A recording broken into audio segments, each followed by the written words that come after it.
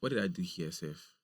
Okay, this just I need to take off a little bit of the mid. So now the guitar already sounded, because it was recorded live, sounded cool, but there was not much I could do to the guitar because it was recorded with I'm trying to remember the name of this pedal. I think with this Knox GT kini pedal like that. So it was recorded with that pedal, and it kind of did a lot of fill-ups. They did a lot of fill-ups. The first one was that they played acoustic guitar to it using an electric guitar. So they named it acoustic guitar. So I just had to add it. Then rhythm guitar.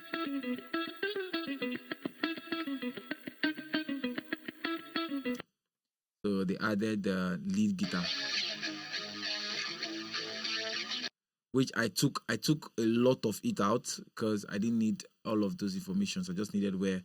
Then these were corrections on the lead guitar itself, which I actually did some pannings too, just to I panned a little bit to have it sounding cool, not like in the face of anybody.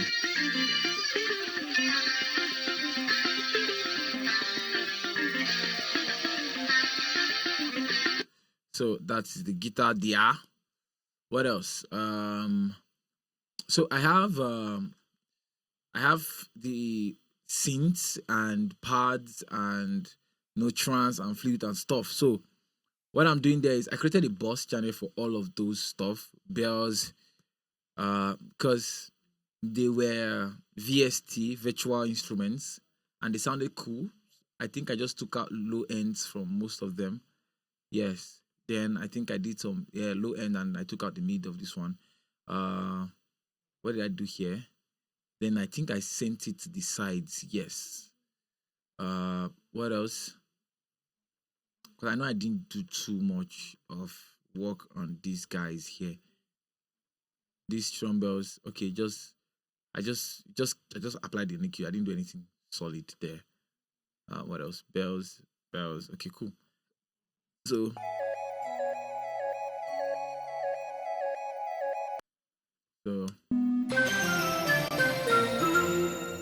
just those bells and what's this? Oh yeah.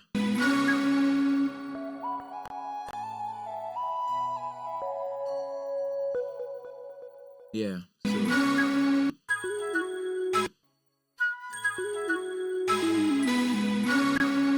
yeah, just I think this is the part where we have the war drum. Yeah, so that's the part where we have that stuff there. Okay, I think I have to turn off some plugins because it's kinda affecting my system. All right, I didn't want to freeze that because I wanted to show us. So that's where we had that bam bam bam. So on the synths, so I didn't do too much here because again it was like third party like VST plugins. It was VST plugins, so we didn't do too much there. Then the main piano. So it was a Motif ES something. ES7. Is it ES7? I think it's ES7. So then we have the pads. We have about 4 pads. 1, 2, 3, 4. So we have the pads. So the pads are also virtual instruments. So this is, I don't even know which pad is this. Chloe something. Clara. Okay, Cloud Shimmer. So this Cloud Shimmer. This Cloud Shimmer is from Logic. Then Epic Cloud Foundation is also from Logic. Then Shine Pad. This Shine Pad should be from This shine pad or she pad? Wait, let me hear it first.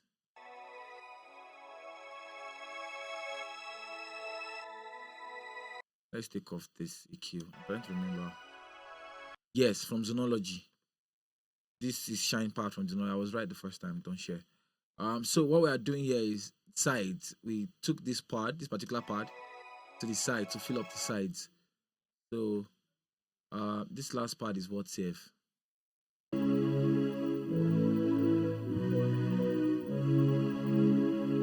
Wants to sound like money pad from Tritone.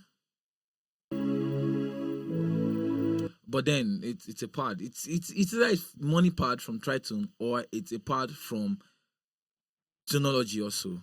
I can't remember. Cause like I said, stems. So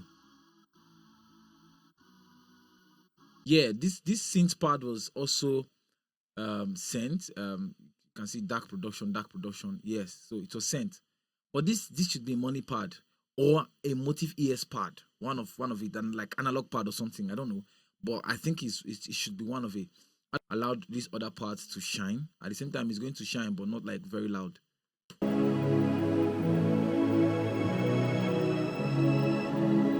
So this part gives it that background thickness and stuff. I think this is empty, so let's take that out. So let's listen to the entire music.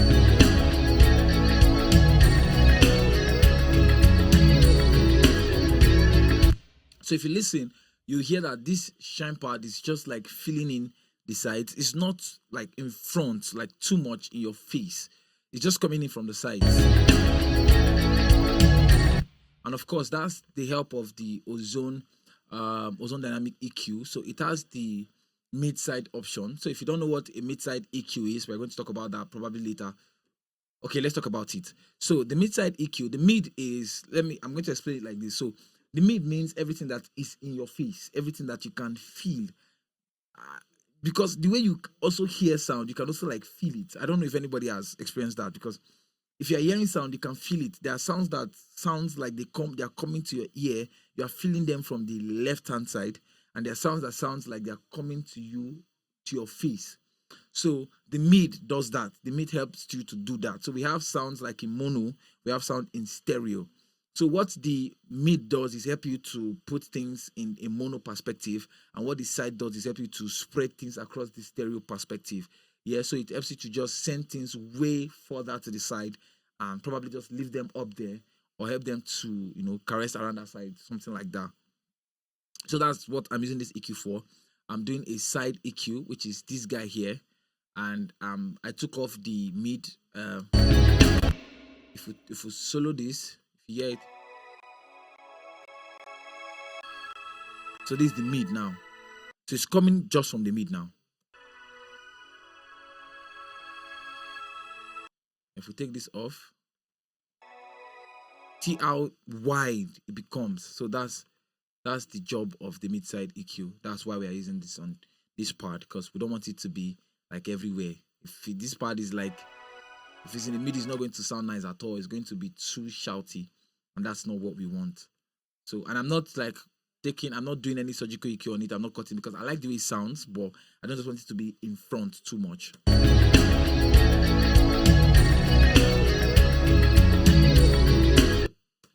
So let's come to the BGVs. Welcome to BGVs. So where do we begin?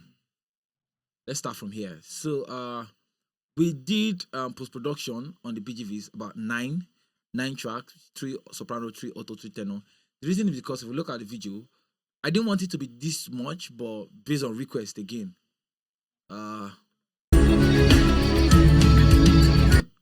Let's go to. Now, if we look at the video, we would see that we have 3 backups.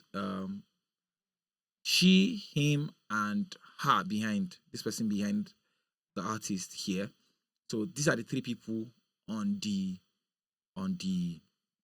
backup. So we didn't want it to sound unnatural. We still wanted it to sound natural, like it was done in a compact studio. Yeah. Like the space is not very big, but it's a well-treated studio. So, oh yeah, Motive ES8. This is the Motive ES8. So of course. So that was done in the studio like this. So by the time we hear it, we can be able to tell that okay, because we don't want our sound to sound too sophisticated. At the same time, when we look at the video, it's not exactly what it's supposed to be that we are hearing.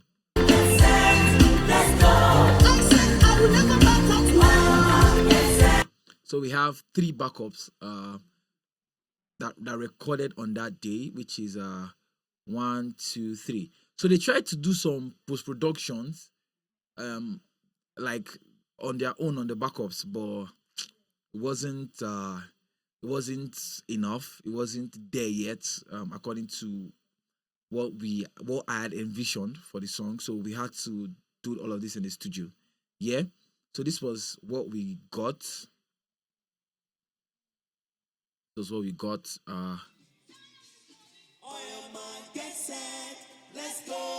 So plus the post production, like I said, it wasn't what we wanted. Now the reason why it's there is because I just left it there. Let it just sound like it's the main thing, the recorded BGVs and stuff. Then this is what we recorded in the studio here, and on your mark, get set, let's go. On your mark, get set, let's go. Very, very practical and clean, and at the same time, fuller and nicer. On your mark, get set. So if we add these BGVs to the song, on your mark, get set, let's go. On your mark, get set, let's go. On your mark, get set, let's go. Sorry, my system is buffering. So now let's talk about these BGVs. Yeah, what's going on here? What are we doing here? So first, I have like 2 separate BGV channels. I'm going to explain why. The first one is I don't have a lot of time to like go deep into details. So the first one I'm doing here is an EQ. So let's take off all these effects. This is BGV buzz 2. These I have a lot of things going on the backups here. But let's start from the EQ, yeah? So this is the BGVs without nothing. On your mark, get set, let's go. So